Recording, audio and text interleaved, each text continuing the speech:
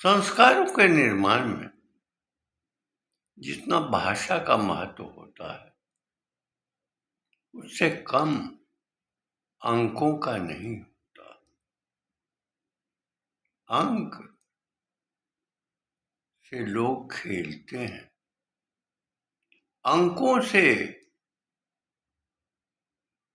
उनकी अभिव्यक्ति और उसके अंतः का बोध भी होता है। 3 और 5, 3-5 करना एक स्वाभाविक विचार होता है। यह उन लोगों पर लागू होता है जिनकी आदतें 3-5 में निहित हुआ करती हैं। हमारे एक आदरणीय प्रायः यह कहा करते थे कि 3-5 नहीं करना चाहिए, क्योंकि उनके सामने कुछ और समस्या थी और दूसरों के सामने कुछ और समस्याएं होती हैं। आर्थिक साधन के लिए 3-5 भी करना आवश्यक हो जाता है, लेकिन विकट परिस्थिति में वह वरदान भी साबित होता है। जहां मातृ संस्था विनाश के कगार पर खड़ी हो, वहां 3-5 करके और धन जुटाकर उसकी सुरक्षा करना अनिवार्य हो जाता है। एक दूसरी कहावत कही जाती है, 9-2-11 हो जाना। प्रायः मुख से ये वाक्य निकलते हैं कि अभी यह कार्य कर लो और यहाँ से 9-2-11 हो जाओ, यानी चले जाओ, भाग जाओ।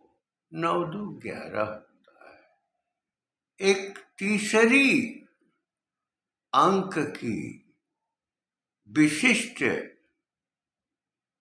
भावबोध करने वाली धारा है 3 और 13।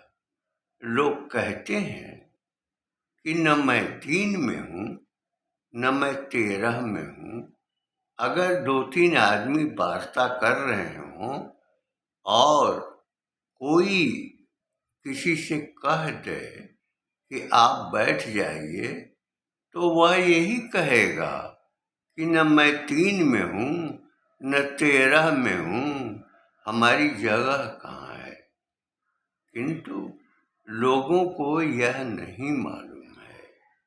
भगवान राम का राज्यारोहण होना था और अश्वमेध यज्ञ की योजना थी। उस कालखंड में अयोध्या से सारे ब्राह्मण पलायन कर चुके थे, क्योंकि महापंडित रावण का वध हुआ था और वह वध उन्हीं के द्वारा हुआ था। इस नाते ब्राह्मण की आवश्यकता थी, तो पहले 3 आए, गर्ग गोत्री, सांडिल्य गोत्री और गौतम गोत्री। 3 से न राज्यारोहण का मंत्रोच्चार हो सकता था और न तो वह पूर्ण माना जाता, इसलिए 13 की आवश्यकता पड़ी। 13 में अनेक गोत्र भी सम्मिलित हुए और उन्होंने यज्ञ का संपादन किया। भगवान राम के ऊपर ब्रह्म हत्या का दोष लगा था, ब्रह्महत्या के दोष के निवारण के लिए आवश्यक था कि ब्राह्मण से ही ब्रह्महत्या से मुक्त करा सकता है। इस प्रकार 13 और 3 मिलकर के 16 हुए। 16 ब्राह्मणों ने राज्यारोहण भी कराया और अश्वमेध यज्ञ में जो कुछ मंत्रोच्चार करना था उसके द्वारा यज्ञ संपादित भी हुआ, किंतु उसमें बाधाएं भी आई। ब्राह्मणों को दक्षिणा देनी थी। जब ब्राह्मण कर्मकांड कराता है तो दक्षिणा की आवश्यकता पड़ती है। तो भगवान राम ने दक्षिणा में अपना धनुष बाण उठाया, और सर का मतलब होता है बाण, तो उन्होंने अपने धनुष से बाण छोड़ा और वह बाण कौशल क्षेत्र के विभिन्न भागों में, जिसमें बिहार के भी कुछ भाग थे और चंपारण तक का क्षेत्र, गोरखपुर का परिक्षेत्र, उन बाण की परिधि में, सर की परिधि में निहित था। इस नाते सरवार ब्राह्मण हो गए। यह तो शास्त्रीय ब्राह्मण नहीं है, किंतु भगवान राम के निकले हुए सर से जिनका जन्म हुआ है और जिन ब्राह्मणों ने ब्रह्महत्या के दोष से भगवान राम को बचाया, वे हैं सर्वार्या ब्राह्मण। गोस्वामी तुलसीदास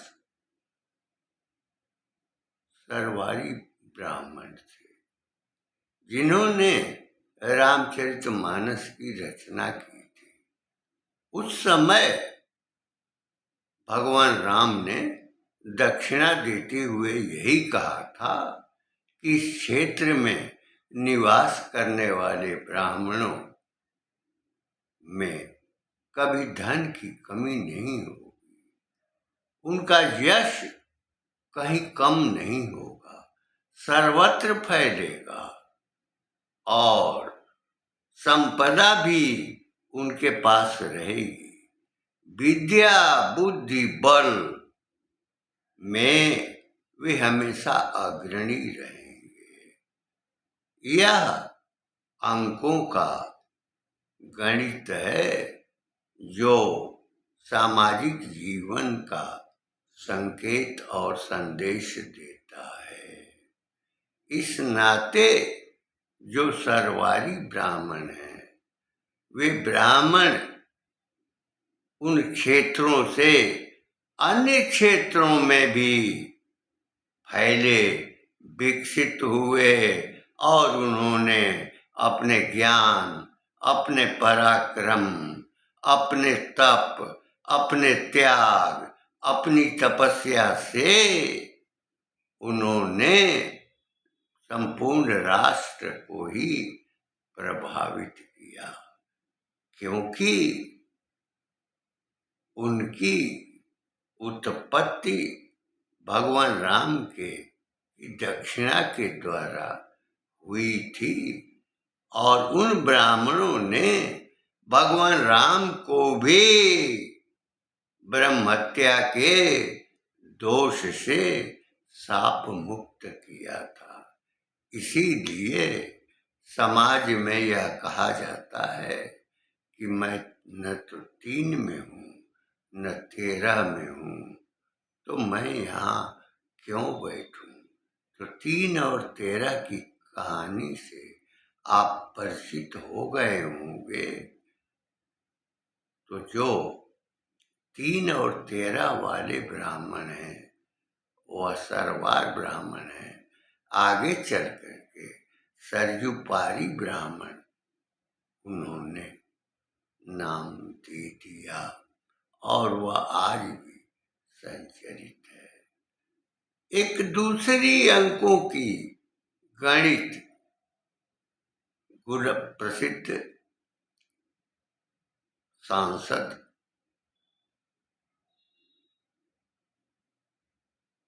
ने लोकसभा में कही।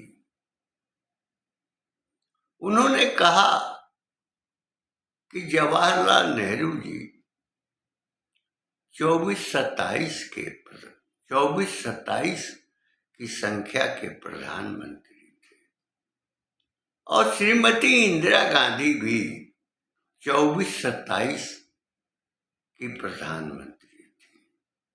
लेकिन मोदी जी 26-27 के प्रधानमंत्री हैं। यह सुन करके संख्या का गुण जो मुस्लिम सांसद महोदय हैं उनकी जो ज्ञान बारिधि है उस पर मैं मंथन करने लगा कि आखिर 26-27 और 24-27 का क्या तात्पर्य है।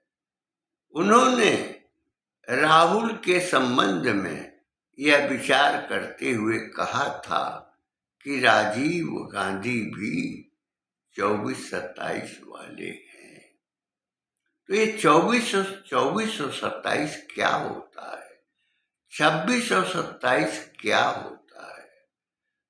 तो 24 और 27 मिलकर के 51 होता है।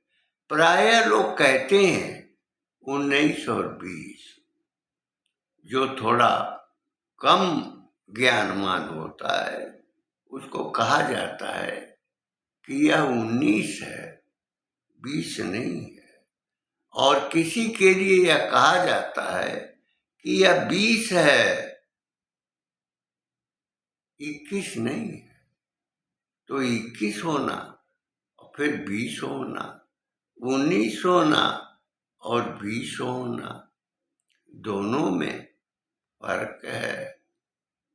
और उस सांसद का के नाम का स्मरण नहीं हो रहा है, अभी हो जाएगा। इसी प्रकार से 39 और 40 का प्रयोग होता है कि ये 40 हैं तो ये 39 हैं। इसी संदर्भ में यह भी कह दिया जाता है कि ये 40 हैं तो वो 41 हैं। जब सांसद महोदय ने संसद में यह कहा कि जवाहरलाल जी 24-27 के प्रधानमंत्री थे, तो 27 और 24 का जोड़ 51 होता है और 26-27 का योग 53 होता है। तो श्रीमती इंदिरा गांधी भी 24-27 की थी, राजीव गांधी भी 24-27 के थे, लेकिन मोदी जी 26-27 के प्रधानमंत्री हैं। यानी 51 में ये तीनों हैं, ये 53 हैं। तो इस प्रकार का योग अंकों का होता रहता है। गुलाम नबी आजाद जी जैसे अनुभवी सांसद और पूरा जीवन देखने वाले, दृष्टि को पहचानने वाले, समाज में संचरण करने वाले, विविध समस्याओं का समाधान करने वाले उस महान व्यक्तित्व के द्वारा यह संसद में संबोधन पर मुझे आश्चर्य हुआ कि क्या गुलाम नबी महोदय इतनी क्षमता रखते हैं, बोध की, योग्यता की। उनमें स्पष्ट दिखाई पड़ा कि जो कुछ भी यथार्थ था उसको उन्होंने अभिव्यक्त किया। एक और अंक की बात कहती है, कहा जाता है कि सब बोले तो बोले, 72 छेदों वाली चलनी तो बोले, चलनी जिसमें आटा चाला जाता है और जो कचरे होते हैं वे बाहर हो जाते हैं और चलनी शुद्ध आटा दे देती है। तो 72 छेदों वाली होती है चलनी। मनुष्य में भी 72 छेद होते हैं, महिलाओं में भी 72 छेद होते हैं। तो सब बोले तो बोले, 72 छेदों वाली चलनी भी बोले। यह तो गुलाम नबी आजाद जी को पसंद नहीं है, वे स्वीकार भी नहीं कर सकते, क्योंकि उनके व्यक्तित्व और उनकी प्रकृति में बहुत समानता है और उसी समानता के कारण वे प्रत्येक समाज में छाए हुए हैं। विशेषकर सनातन समाज के प्रति उनके भीतर श्रद्धा का भाव रहता है। मोदी जी के संबंध में उनके द्वारा कही हुई बात अंकों के आधार की, अंकों के व्यवहार की, अंकों के आदर्श की, अंकों के चरित्र की, वह सार्थक प्रतीत होती है। निसंदेह गुलाम नबी आजाद जी का यह कथन सार्थक प्रतीत होता है कि मोदी जी 26-27 हैं, वह 24-27 नहीं है। 51 हमेशा छोटा होता है, 53 उससे बड़ा होता है। तो 3 प्रधानमंत्रियों से बड़ा तो मोदी जी हैं। और ये वाक्य हैं, ये शब्द हैं गुलाम नबी आजाद की। मुझे बहुत आनंद आया, पसंद आया। उनके प्रति मैं समर्पित सा अनुभव करने लगा कि उस व्यक्ति में कितनी साधना है, कितना ज्ञान बोध है, दिशा देने की क्षमता है, उसकी उस उनमें विद्यमानता है। एक और अंक की बात होती है। प्रायः लोग कहते हैं कि जब 36 अंक लिखा जाता है तो 3 दूसरी ओर उसका मुंह होता है और 6 का दूसरी ओर उल्टा मुंह होता है। दोनों एक दूसरे के विपरीत दिखाई पड़ते हैं, लेकिन जब वह 63 होता है तो 6 का मुंह जिधर होता है उधर ही 3 का मुख भी होता है। इस नाते मनुष्य को 36 की तरह, 36 अंक की तरह व्यवहार नहीं करना चाहिए, 63 की तरह व्यवहार करना चाहिए। सम्मुख रहना चाहिए, सम्मुख वाणी व्यक्त करना चाहिए। जैसे 99 होता है, 9 के पीछे 9, और 33 होता है, 3 के पीछे 3। यह प्रकृति, यह प्रवृत्ति हमें आप्त पुरुषों से मिली है, क्योंकि जो प्रमाण उपलब्ध नहीं होते हैं उसके लिए आप्त प्रमाण होता है। यही हमारे संस्कृत वाङ्मय में उसकी विद्यमानता है, ये भरा हुआ है। समाज का आदर्श, समाज का बोध, समाज का में संचरण, समाज में निरंतर क्रियाशीलता का संदेश जो सनातन संस्कृति है उसमें मिलता है। जो इस्लाम में परिवर्तित हो गए हैं, मूलतः वे तो उनके पूर्वज सनातनी थे, इस नाते सनातन के संस्कार मुस्लिम होते हुए भी उनमें निहित है। एक मुल्ला हमारी संस्था में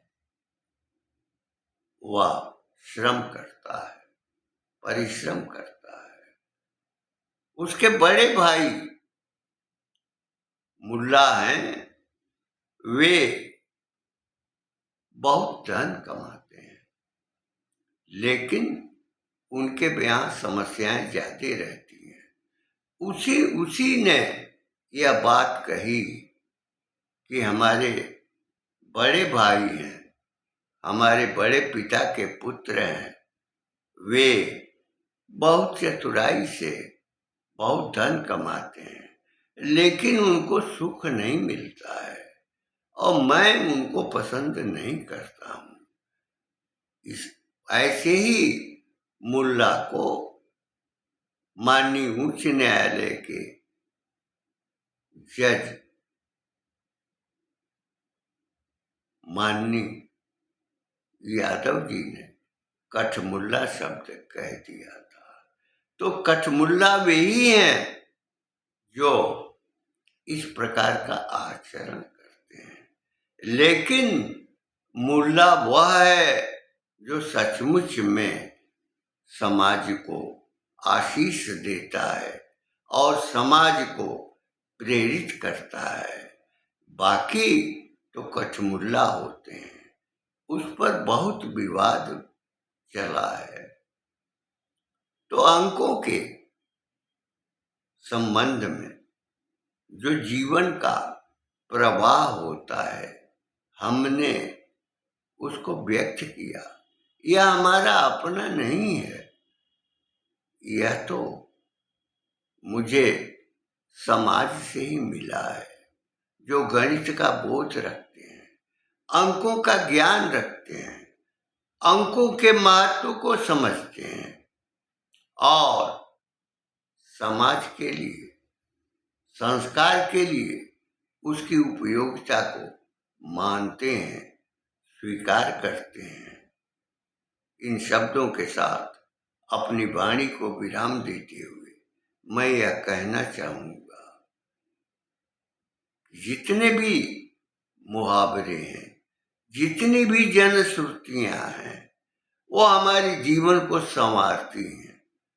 यह देहात के, गांव के, ग्रामीण क्षेत्रों में सुनाई पड़ता है, जिससे हमारा जीवन संचरित रहता है। शहरों में तो हम कृत्रिम जिंदगी जीते हैं और यह जिंदगी यथार्थ से परे होती है, वह बनावटी होती है। हम प्रदर्शन करते हैं अंगों का, प्रदर्शन करते हैं वस्त्रों का, प्रदर्शन करते हैं कक्षों का, प्रदर्शन करते हैं महलों के चमत्कार का।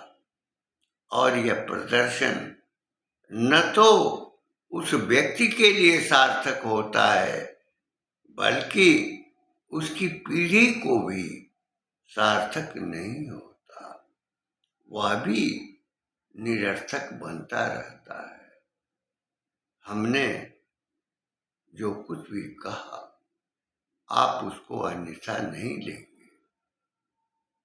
जो कुछ भी कहा, जो भी अभिव्यक्त किया, वो अभिव्यक्ति मेरे अंतः की उपज है।